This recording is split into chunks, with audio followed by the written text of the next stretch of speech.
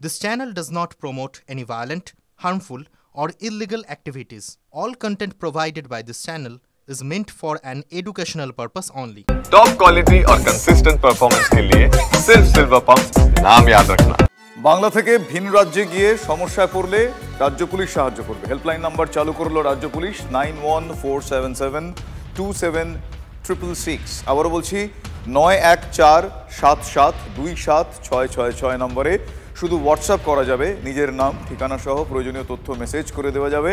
প্রতিটি তথ্য যাচাই করে সংশ্লিষ্ট রাজ্যের সঙ্গে যোগাযোগ করে প্রয়োজনীয় ব্যবস্থা নেওয়ার আশ্বাস পুলিশের। আর এই ভাষা বিতর্কের আঁচ এবার কলকাতা পুরসভায়। অধিবেশনে বা কোনো কার্যবিবরণী সভায় ইংরেজি বা হিন্দিতে প্রশ্ন করা যাবে না। কাউন্সিলররা হিন্দিতে বা ইংরেজিতে প্রশ্ন করতে পারবেন না। কাউন্সিলরদের নির্দেশ দিলেন কলকাতা পুরসভার চেয়ারপারসন মালা রায়।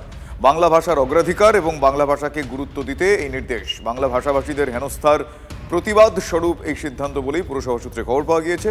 কলকাতা পুরসভা বাংলার মধ্যে প্রথম এই সিদ্ধান্ত নিয়েছে। আগামীতে বিধানসভা এবং অন্যান্য জায়গায় বাংলা ভাষাতেই সবকিছু হবে বলে মালা রায় জানিয়েছেন। আমি মনে করি পৌরসভায় এই পথ দেখাবে। প্রশ্ন প্রস্তাব যারা রাখবেন জনপ্রতিনিধিরা, তাদেরকে বাংলা ভাষায় রাখার জন্যই নির্দেশ দেওয়া হয়েছে। সার্কুলার দেওয়া হবে খুব তাড়াতাড়ি এবং উত্তর এমআইসি এবং মেয়র যিনি দেবেন তারা সবাই বাংলাতেই দেবেন, এটাই ঠিক হচ্ছে। এমনি বাংলাতেই সবসময় হয়ে থাকে, কিছু কিছু জনপ্রতিনিধি কখনো কখনো ইংরেজিতে কিংবা হিন্দিতে রাখতেন, সেটা এবার বাংলাতে যাতে রাখে তার জন্য আমাদের নির্দেশ দেওয়া হচ্ছে। ভাষার নামে এখন রাজ্যকে ভাগ করার চক্রান্ত চলছে। আজকে পুরসভার ক্ষেত্রেও সেটাই দেখা গিয়েছে। বিষয় হচ্ছে পুরসভায় বাংলা ছাড়া প্রশ্ন করা যাবে না। আপনারা আপনাদের প্যাডের ওপরে উর্দু চালু করেছেন, তাহলে বলে দিন যে বাংলা এবং উর্দুতে প্রশ্ন করতে পারবে। আপনার কথা যদি ভারতবর্ষের মানুষ না বুঝতে পারে তার দায় আপনার হবে। ওটা তো অনেক দিন আগে বিকাশবাবুই বলে গিয়েছিলেন বাংলায় সমস্ত কাজ করতে হবে বাংলায়। সেটা আরম্ভও হয়েছিল, হঠাৎ করে তো বন্ধ হয়ে গেল। সব আমরা ফরেনাররা এসে গেলাম, তো আমরাও চাই বাংলার ভাষায় বাংলাতেই সব কাজ হবে। ওরা বিপাকে একেবারে সিদ্ধান্তটা এখন নিতে বাধ্য হচ্ছে। বিকাশবাবু তো মাননীয় বিকাশ ভট্টাচার্য যখন মহানাগরিক হয়েছিলেন তখন থেকেই তো ছিল, এবং তখন তো সাইনবোর্ড ইত্যাদি শুরুও হয়েছিল। সেই ধারাটা কেন এতদিন বন্ধ করে দেওয়া হলো? সেই ধারাটা যদি নিয়ে চলতেন তাহলে আজকে এই নতুন করে এই কথাগুলো বলতে হতো না। যে ইনস্ট্রাকশন মার্কেট দিয়েছে ওনার কাছে নোটিশ যাচ্ছে। বাংলা আপনি ইংলিশে লিখতে পারেন, হিন্দিতে লিখতে পারেন, অসমিয়াতেও লিখতে পারেন, কোনো আপত্তি নেই, কিন্তু বাংলাটা রাখতে হবে। শিলিগুড়িতে 3 বছর ধরে যে ট্রেনিং সেন্টার চলছিল, যে ট্রেনিং সেন্টারের বিরুদ্ধে 56 জন মেয়েকে পাচারের অভিযোগ উঠেছে, সেই ট্রেনিং সেন্টার এই মেয়েগুলোকে কিসের ট্রেনিং দিয়েছিল জানেন? Hotel management.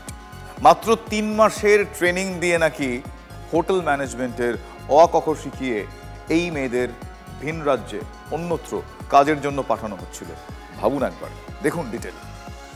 हम लोग ने 3 मंथ तक किया था होटल मैनेजमेंट का ट्रेनिंग, और वहाँ पे हम लोग को यहाँ वीडियो ऑफिस से आया था। उसके बाद हम लोग का गाँव में आया, उसके बाद हम लोग गए, सब कोई फ्रेंड लोग गए ट्रेनिंग करने के लिए। और वहाँ पे हम लोग का FMD class, English soft skill और कंप्यूटर क्लास भी होता था। और वहाँ पे हम लोग के लिए सब कुछ सुविधा था। हॉस्टल था, गर्ल्स हॉस्टल, सिर्फ गर्ल्स लोग होते थे। और वहाँ पे हम लोग का सिर्फ फ्रेंड लोग अच्छे से रहते थे। हम लोग हॉस्टल था, बहुत अच्छा था, और वहाँ पे खाना भी देते थे हम लोग के लिए।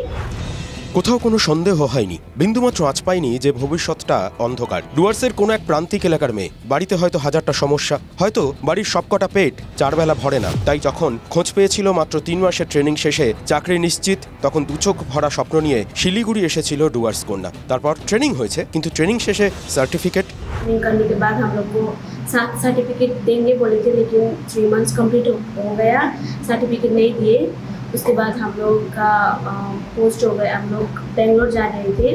उसके बाद जब हम लोग बेंगलोर गए, वहाँ पे हम लोग का होटल मैनेजमेंट के लिए कराया गया था ट्रेनिंग, लेकिन हम लोग का आईफोन कंपनी में था।